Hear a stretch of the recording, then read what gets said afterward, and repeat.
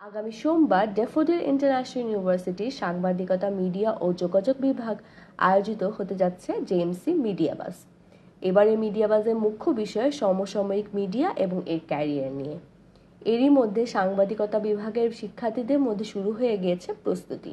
এবারে মিডিয়া বাসের মুখ্য বিষয় হিসাবে মিডিয়া পারফরমেন্সকে বেছে নিয়েই প্যানেল আলোচনা এবং ওয়ার্কশপ আয়োজন করা হয়েছে।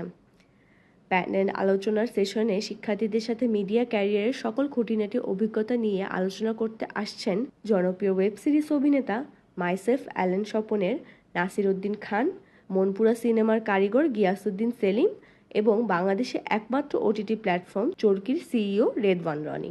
দ্বিতীয় দিনে ক্যামেরার মুখোমুখি হয়ে অভিনেতা নিয়ে শিক্ষার্থীদের বিস্তারিত শেখাতে আসছেন জাতীয় চলচ্চিত্র পুরস্কার বিজয়ী অভিনেত্রী জাকিয়া বারী মম। এছাড়াও জলবায়ু পরিবর্তন এবং সামাজিক সচেতনতার মতো বৈশ্বিক বিষয়গুলোকে ঘিরে জাতীয় ফটোগ্রাফি এবং শর্ট ফিল্ম ও প্রতিযোগিতার আয়োজন করা হয়েছে, যেখানে অংশগ্রহণ করতে পারবে যে কোনো শিক্ষার্থী।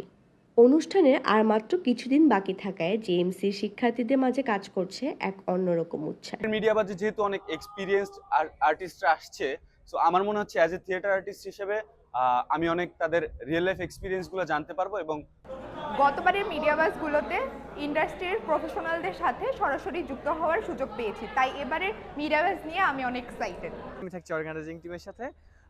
এছাড়াও এবারে মিডিয়া বাজে যেহেতু মিডিয়ার কিছু প্রমিনেন্ট ব্যক্তিত্বরা থাকছেন এবং তাদের সাথে আমি এবার কাজ করে অনেক এক্সপিরিয়েন্স গেদার করব।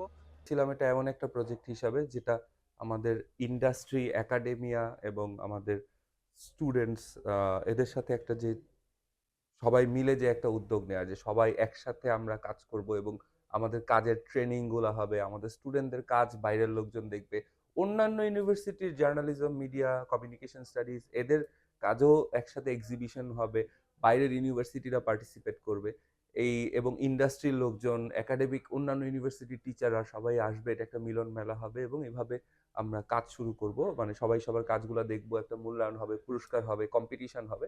আমরা কিন্তু শুরু থেকে সেটা ধরে রেখেছি এবং এবার আমরা চতুর্থ জেএমসি মিডিয়া বাজ অর্গানাইজ করছি। বাংলাদেশে কত ধরনের নিউজ আউটলেট রয়েছে তা এই গ্রাফের মাধ্যমে প্রকাশ করা হয়েছে।